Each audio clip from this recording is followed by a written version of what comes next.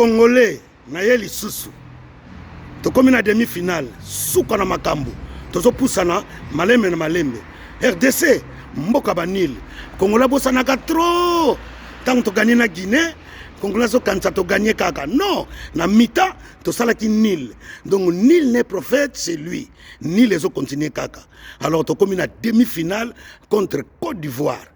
Biso mboka na biso Congo démocratique, bango Côte d'Ivoire. Ba mboka mibale e bandi na ba ko. Bango bazana pasteur pétage comme on a eu Camille Makosso. Biso petozana pasteur pétage comme on a eu Denis Lessi. Bango bazawana et si ba somba ki arbitre na population na bango egoya ebele. Mais biso ba Congolais et là on a zobeta CT ba pasteur ya Congo nyonso. Bo bima na distraction. Donc bozo tala match na bandimi.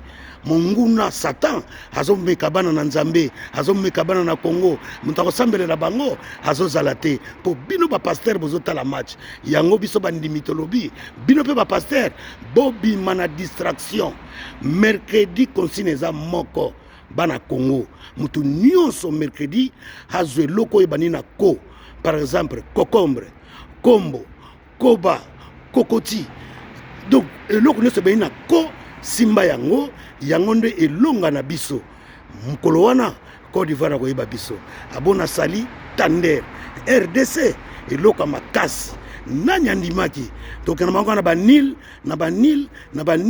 tito kozwa kupoyo abona sali tander